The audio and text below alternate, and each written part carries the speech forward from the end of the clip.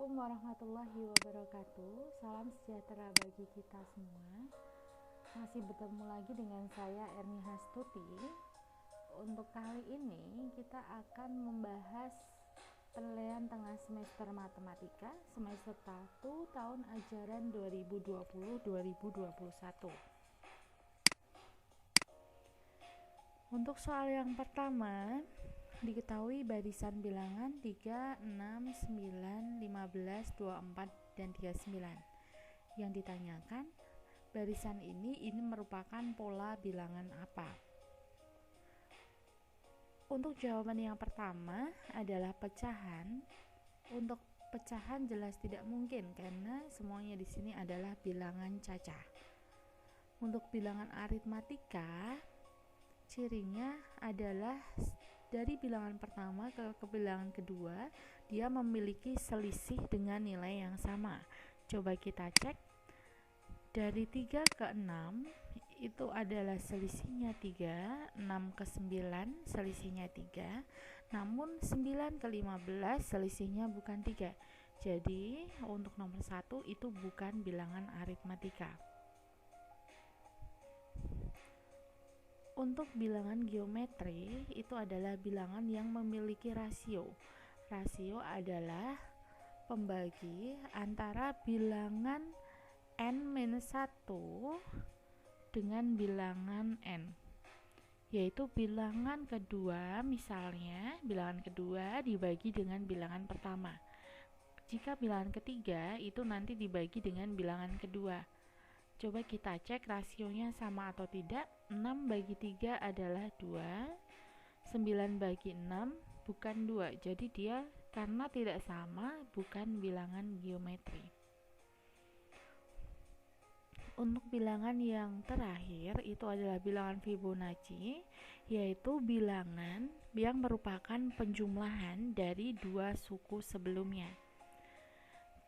3 tambah 6 hasilnya 9, 6 tambah 9 hasilnya 15, 15 ditambah 9 hasilnya 24, 24 tambah 15 hasilnya 39. Jadi dapat kita simpulkan bahwa bilangan nomor 1 adalah bilangan Fibonacci. Untuk jawabannya yaitu yang D. Untuk soal yang kedua, diketahui pola bilangan 3, 5, 9, dan 17. Barisan bilangan tersebut merupakan pola bilangan. Apakah bilangan ini bilangan ganjil? Iya, benar. Bilangan ini adalah bilangan ganjil. Untuk bilangan genap, ini jelas salah. Untuk bilangan aritmatika, kita coba cek. Dari 3 ke 5 itu selisihnya 2. 5 ke 9 itu selisihnya 4. Jadi ini bukan bilangan aritmatika. Karena jika bilangan aritmatika, ini bilangan pertama ke kedua, ketiga, keempat, dan seterusnya itu nanti selisihnya sama. Untuk bilangan geometri, kita coba cek. 5 bagi 3, 5 per 3, 9 bagi 5, 9 per 5.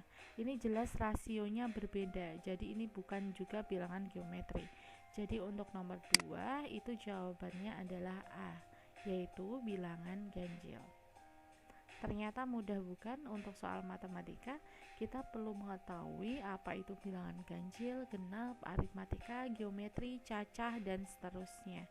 Jadi untuk materi kelas 1 silakan dibuka kembali dan dicek kembali. Karena untuk matematika itu materinya akan berkesinambungan untuk materi pertama dan materi yang kedua. Kemudian untuk yang nomor 3,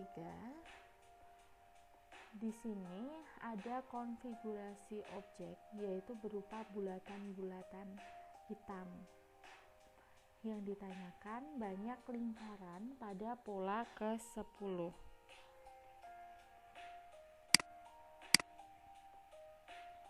Kalau kita hitung untuk pola pertama ini ada 3 bulatan, 1, 2, dan 3. Untuk pola kedua ini 4 kali 2 ada 8 bulatan. Pola ketiga ini ada 3 dikalikan dengan 5 ada 15 bulatan. Pola keempat ada 4 dikalikan dengan 6, ada 24 bulatan.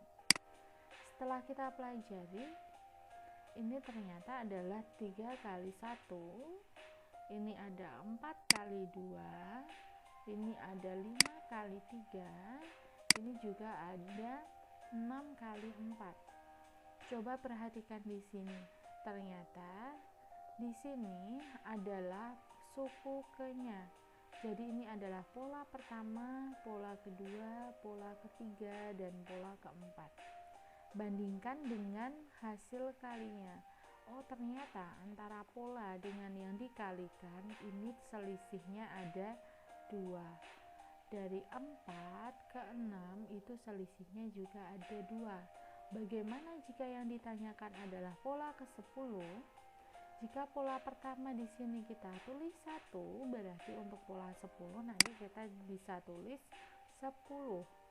Kemudian perbandingan antara pola ke dengan yang dikalikan ini selisih 2. Jadi 10 dikalikan dengan 12 yaitu 120. Jadi untuk nomor 3 jawabannya yaitu ada 120 buah.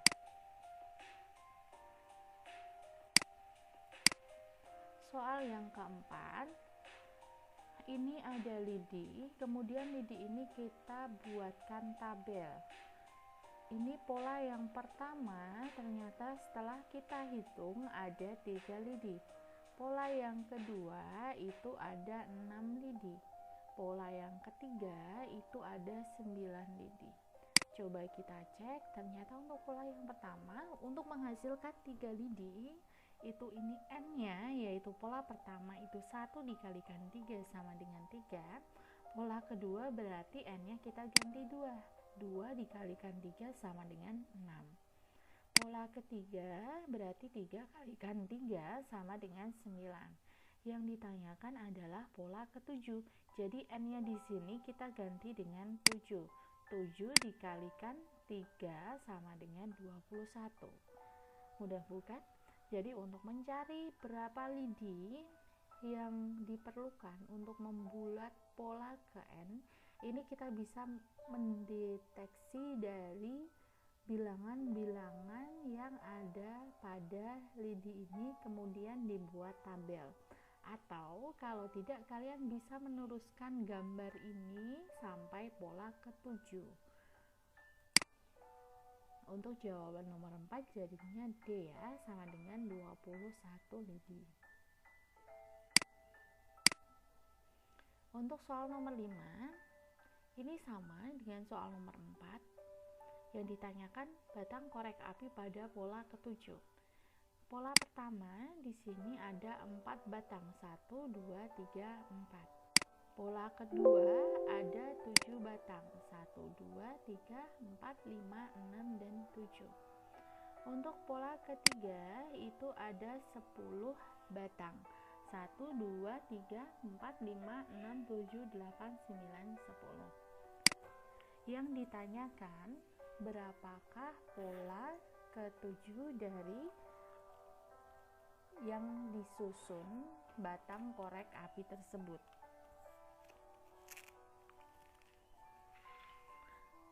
Mari kita coba hitung bersama-sama. Di sini suku pertama ini kita bisa misalkan A, karena A adalah suku pertama dari suatu barisan aritmatika maupun barisan geometri. Kemudian dari 4 ke 7, 7 ke 10, setelah kita cek ternyata ini selisih 3.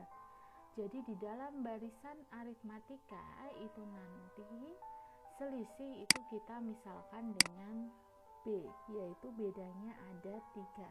Plus 3. Kenapa plus? Karena 4 ditambah 3 sama dengan 7. 7 ditambah 3 sama dengan 10. Kemudian kita masukkan ke rumus barisan aritmatika. Rumusnya UN sama dengan A ditambah N-1 kali B. Karena yang ditanyakan adalah pola ke-7, jadi N-nya kita ganti dengan 7. Jadi A-nya kita ganti 4 ditambah 7 dikurangi 1. 7 di sini adalah N dikalikan dengan 3. Ingat, untuk perhitungan di dalam kurung kita selesaikan terlebih dahulu, kemudian kita cari yang dikali atau ditambah, kita dahulukan. Kita tulis 4 ditambah 6 dikalikan dengan 3 sama dengan 4 ditambah 6 kali 3 18, jadi sama dengan 22. Untuk jawabannya, jadi untuk nomor 5 adalah yang C, 22. Soal nomor 6, rumus suku ke-n barisan bilangan 5, 8, 11, dan 14 adalah, ini adalah suku pertama, 8 adalah suku kedua, 11 adalah suku ketiga, 14 adalah suku keempat. Jika kita disuruh untuk mencari rumus, kita harus mencoba satu-satu terlebih dahulu. Untuk yang pertama, 2n plus 3. Suku pertama, jadi kita masukkan ke rumus 2 kali 1 ditambah 3 itu sama dengan 5. Benar ya? Jika n-nya diganti 1 sama dengan 5. Untuk n-nya sama dengan 2, 2 kali 2 ditambah 3 sama dengan 7. Oh, ternyata untuk yang kedua itu salah. Jadi nomor A itu bukan jawaban dari nomor 6. Kita coba yang B, 3n ditambah 2. Kita coba n-nya juga 1, berarti 3 kali 1 tambah 2 sama dengan 5. N-nya ini diganti 2, 3 kali 2, 6 ditambah 2 sama dengan 8, masih sesuai. Untuk kita ganti 3, 3 kali 3 ditambah 2 sama dengan 11, masih sesuai. N-nya kita ganti 4, 3 kali 4, 12 ditambah 2, 14. Oh, ternyata untuk jawaban Y ini rumusnya sesuai dengan barisan bilangan yang disajikan. Jadi untuk nomor 6 itu jawabannya adalah B, 3n ditambah 2. Masih semangat ya? Kita lanjut soal nomor 7. Jika ada barisan bilangan diketahui rumusnya dan yang ditanyakan adalah 4 suku pertama barisan bilangan tersebut, maka kita hanya mengganti n di sini dengan pola bilangan n ke-1, n ke-2, n ke-3, dan n ke-4. Jadi n-nya diganti 1, 2, 3, dan 4. Kita masukkan ke dalam rumusan yang ada di soal. 2 kali 1, 2 dibagi 1 tambah 1 itu 2 sama dengan 1. Untuk pola yang pertama itu jawabannya 1. Untuk pola yang kedua berarti 2 dikalikan 2, 4 dibagi 2 ditambah 1 itu sama dengan 3. Pola kedua itu adalah 4/3. Untuk pola yang ketiga, kita ganti n di sini dengan angka 3. 2 kali 3 itu adalah 6, 3 ditambah 1 sama dengan 4, jadi 6/4. Kemudian untuk pola keempat, pola terakhir, n-nya kita ganti dengan 4. 2 kali 4 sama dengan 8, 4 ditambah 1 sama dengan 5. Jadi untuk jawabannya itu 85. 4 suku pertama barisan bilangan tersebut adalah 1, 4/3, 6/4, 8/5. Lanjut soal nomor 8. Masih semangat ya? Jangan lupa untuk jawaban dicatat dan untuk belajar kalian. Soal nomor 8. 2 suku berikutnya dari pola bilangan yang disajikan. Coba kita lihat 4 ke 8, berarti kita perlu mencari 2 suku berikutnya.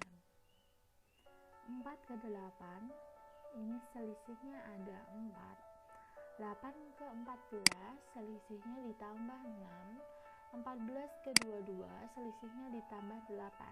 Coba lihat di sini. Ternyata 4 ke 6, 6 ke 8 itu ada selisih 2.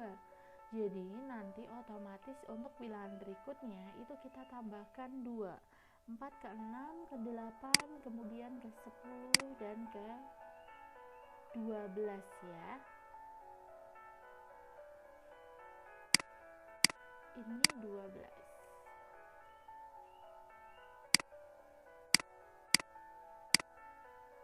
Kita ulang, 4, 6, 8, 10 dan 12. Tinggal kita tambahkan. Jadi 22 ditambah 10 itu hasilnya 32. 32 ditambah 12 itu hasilnya adalah 44. Jadi di sini bukan 42, tapi 32 tambah 12 hasilnya 44. Jadi jawabannya adalah yang D.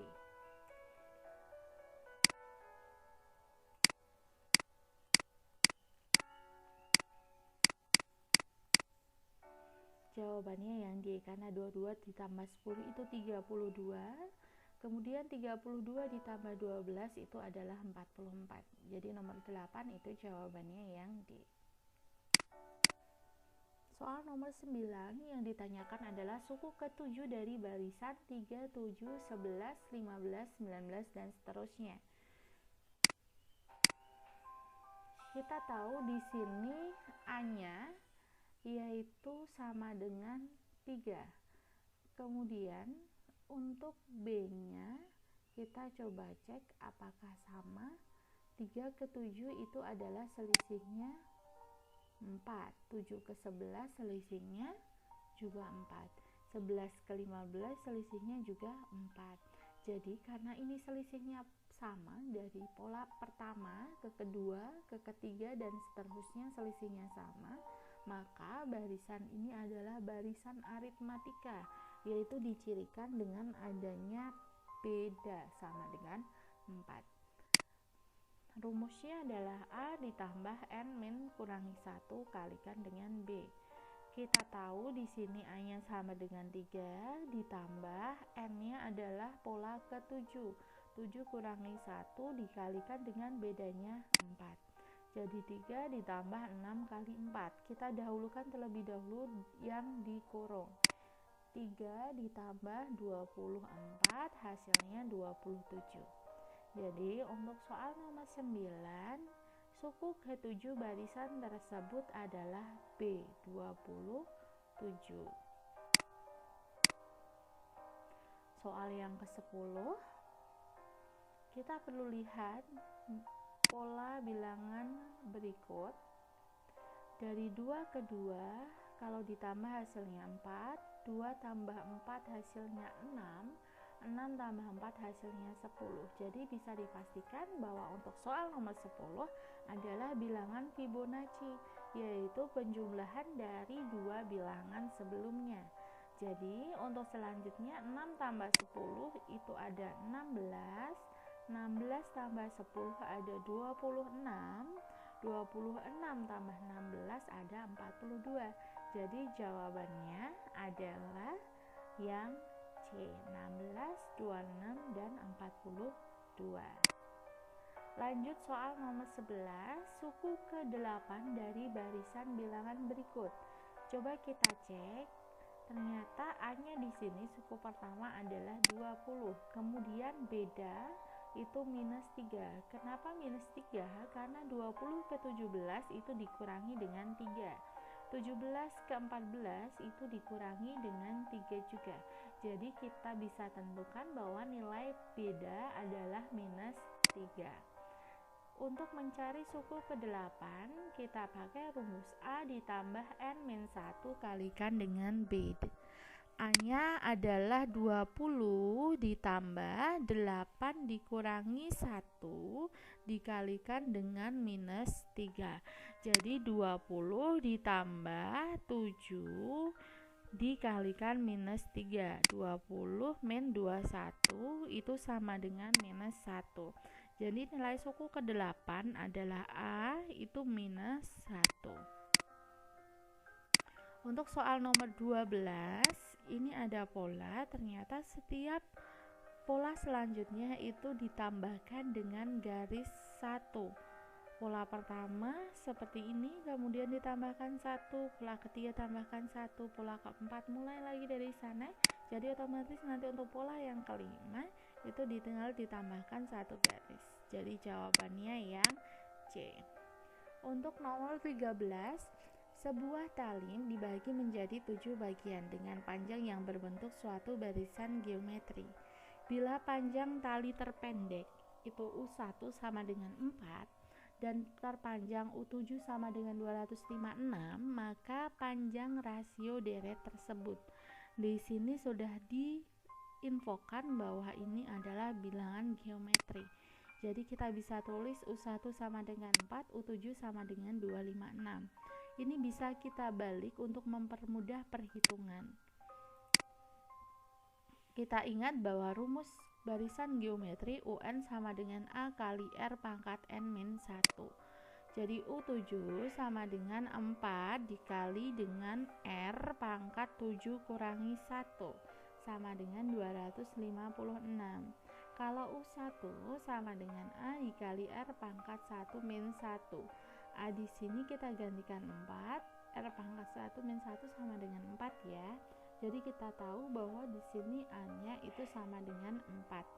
Untuk A di sini kita tahu tadi adalah 4. Kita tinggal masukkan ke rumusan U7 sama dengan 4 kali R pangkat 6. U7 kita tahu bahwa 256 sama dengan 4 kali R pangkat 6. Jadi untuk mencari R pangkat 6-nya, ini angka 4 di sini kita jadikan agar menjadi 1, yaitu dibagi 4. Karena di sebelah kanan dibagi 4, maka sebelah kiri juga dibagi 4.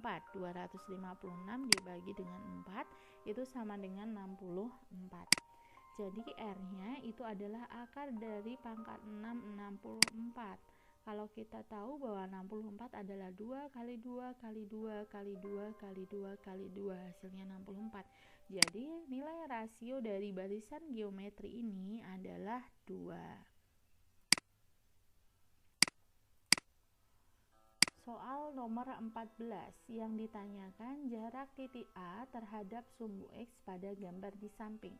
Sumbu X adalah sumbu yang mendatar. Titik A berarti di sini. Kita cari jaraknya antara titik A dengan sumbu yang mendatar. Kita coba hitung. Ada 1, 2, 3, 4, 5, dan 6. Jadi jarak antara titik A terhadap sumbu X ada 6 satuan. Soal nomor 15, pada gambar di bawah ini koordinat pos 2 berada pada titik. Untuk mencari koordinat, kita tentukan titiknya terlebih dahulu. Pos 2 ada di sini. Kemudian kita membacanya dari sumbu X. Sumbu X-nya ternyata ini minus 4.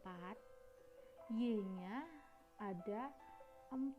Jadi bisa ditulis min 4,4. Jawabannya yang A.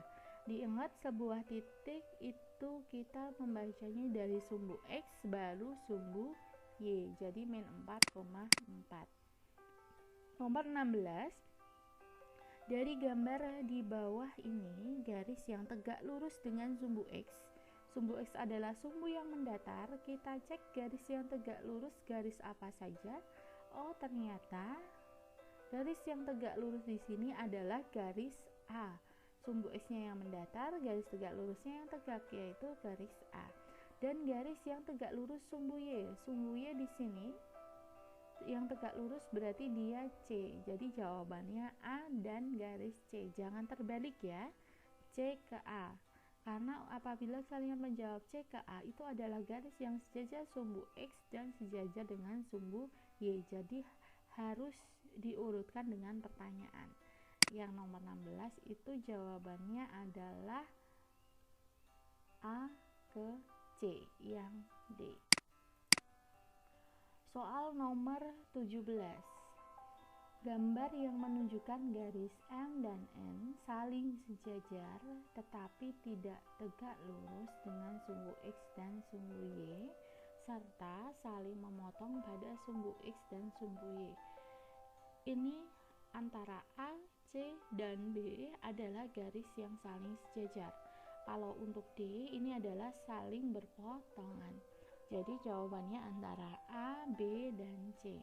Namun kita lihat bahwa di sini tidak saling sejajar dengan sumbu X maupun sumbu Y. Kalau di sini ini otomatis dia sejajar dengan sumbu Y.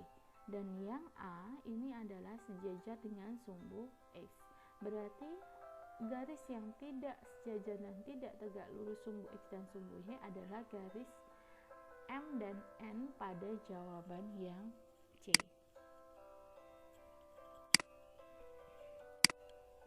Nomor 18, titik yang dilalui aliran sungai yang terletak pada kuadran 3.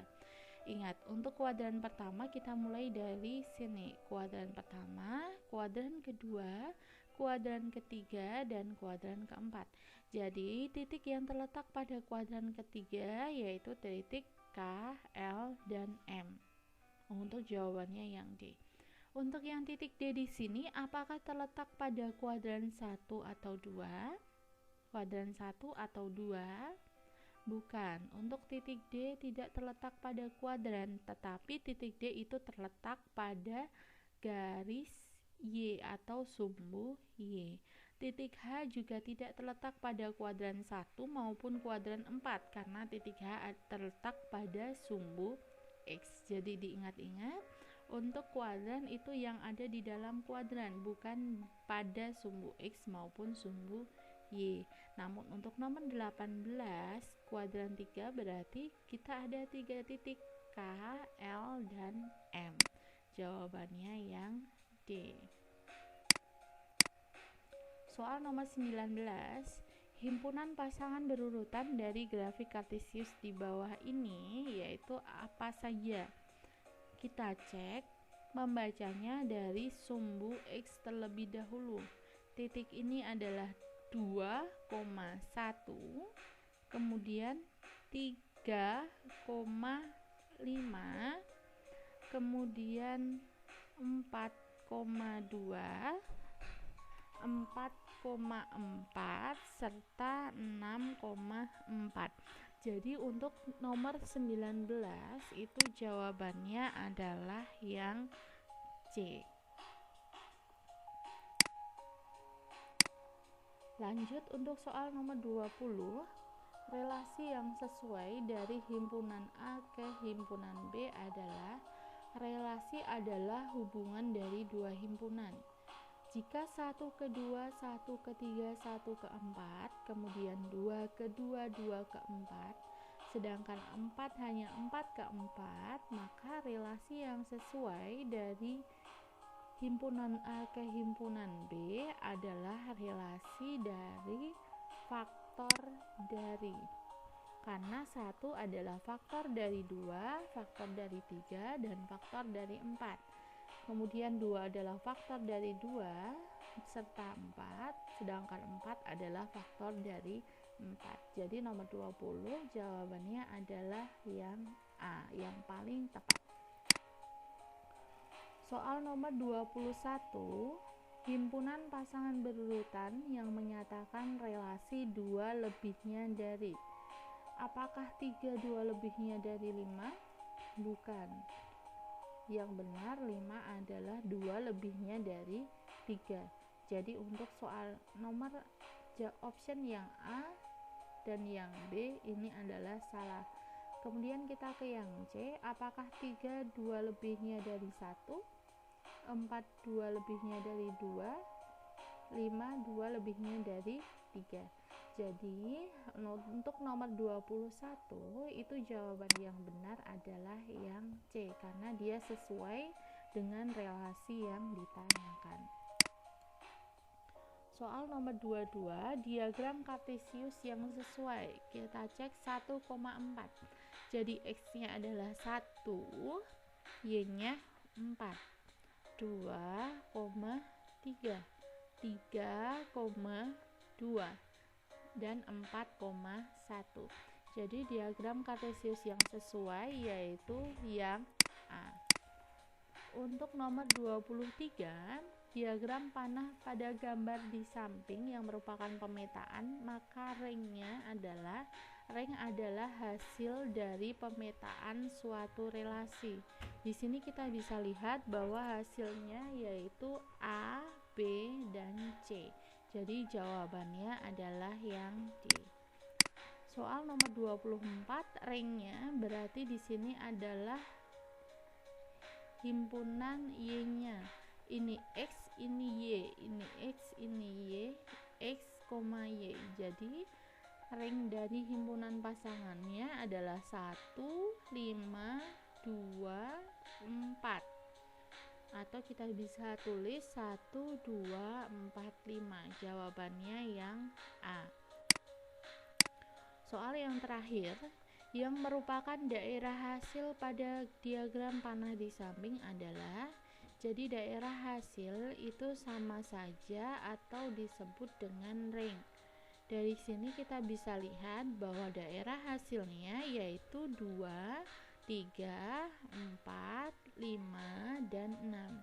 Jadi jawaban untuk soal yang terakhir adalah D. Demikian pembahasan soal penilaian tengah semester matematika untuk semester 1. Ibu harap kalian tetap belajar meskipun ini sudah terlewati, dan jangan lupa untuk yang masih salah silahkan dicatat ya. Ibu akhiri. Wassalamualaikum warahmatullahi wabarakatuh.